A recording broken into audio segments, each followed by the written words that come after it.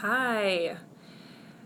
All right, today I have a quote that I want to share, and it's because of a conversation that I had today with a parent.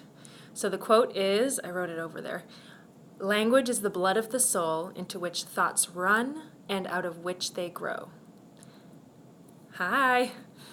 Hi, Caitlin and Scott. So I just started, I just shared a quote, and then I'm going to do a little lecture on it. But the quote was, language is the blood of the soul into which thoughts run and out of which they grow. And the reason why I brought this quote up today was because I had a conversation with a mother of an 18-year-old earlier today, and she said that the hardest thing for her is when her 18-year-old is clearly struggling and saying things like, I don't know what I want to do, I know I should be doing something, but I don't know what it is, I don't know. And one thing that really helped me when I was trying to get clear was learning about the power of language and the kind of things that we say to each other. Hey Ted, hi Dan. And when I learned about the concept of, it's funny because I'll tell you a story about when I was younger, and I had forgotten about this. But when I was younger, I was in Kids camp. Sorry, not camp. I did circus arts, and we were never allowed to say, I can't. If somebody said, I can't, the whole class would have to stop, and everybody would have to say it together, and they would have to say, at this present moment in time, I am currently unable to do this, but with hard work and determination, I will be able to do it. And so that always triggered me to never say stuff like, I can't. I still stop, and I don't say stuff like that. It doesn't mean that I didn't say other disempowering stop thinking about it, stop problem solving things like I don't know, or it's hard, or I'm struggling with. But one of the things that really helped me is there's this book called Conscious Language, and in coaching and those kinds of circles, you learn more about empowering language versus disempowering language. Like, for example, somebody on this live will know what I'm talking about, but how challenging it can be to move from saying I will try to do something, okay, yeah, I'll try to do that, and when I say no, there's no try, there's either will or you won't, and just hearing how challenging it was to say I will try, I will do it. And just noticing what happens, the shift in your own mind when you say something like I can't do it, or I don't know.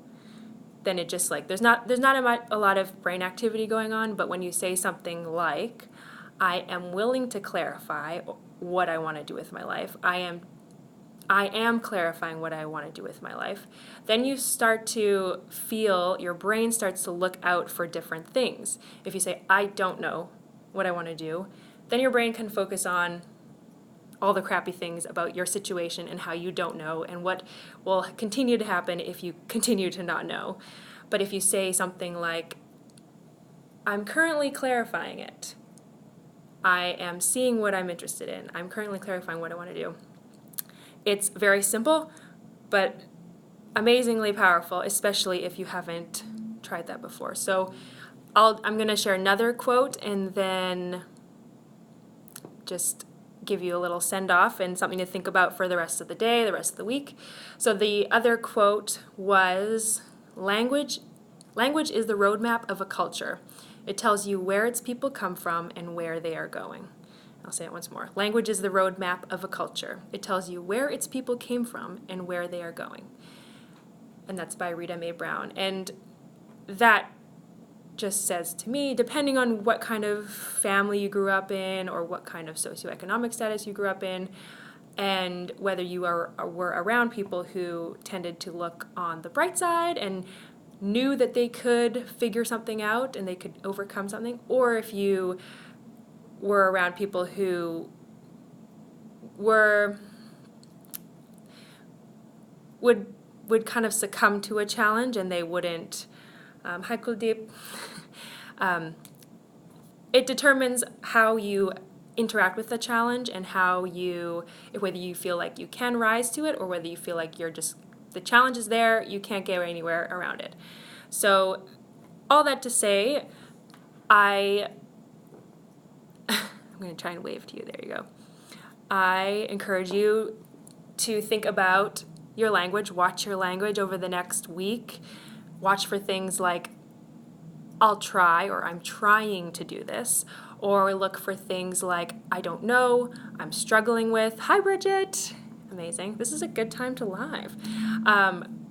What else? Yeah, I don't know in particular, especially if you are somebody who does not know what they want to do, or you are the parent of somebody who doesn't know what they want to do.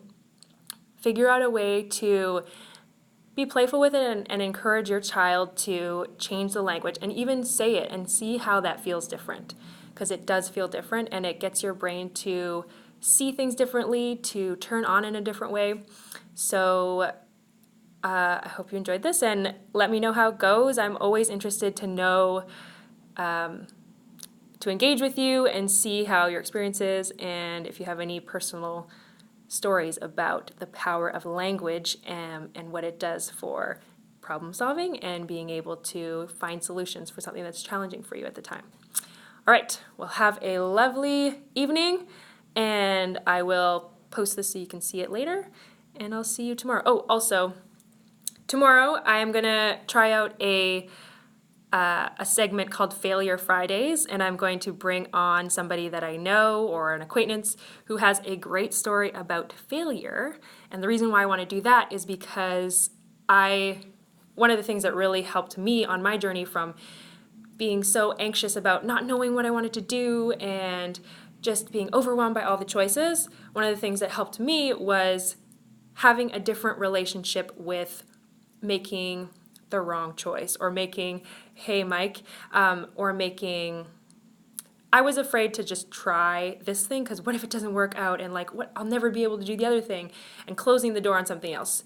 So what had helped me was that failure is, just forget the word failure. If something goes wrong, or if something goes differently than what you expected, hi Kim, it's great because it tells you, it gives you wisdom, it tells you what you can do differently, and it can point you in the right direction.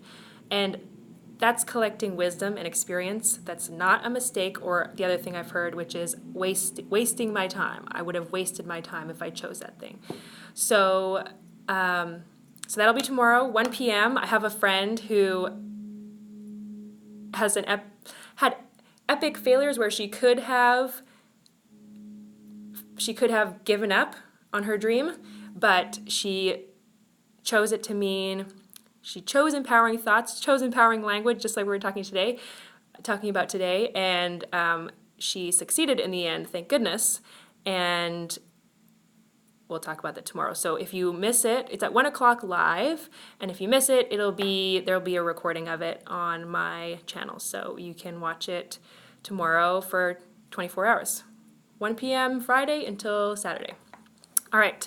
Thank you, everybody who came on today, and I'll see you tomorrow. Bye.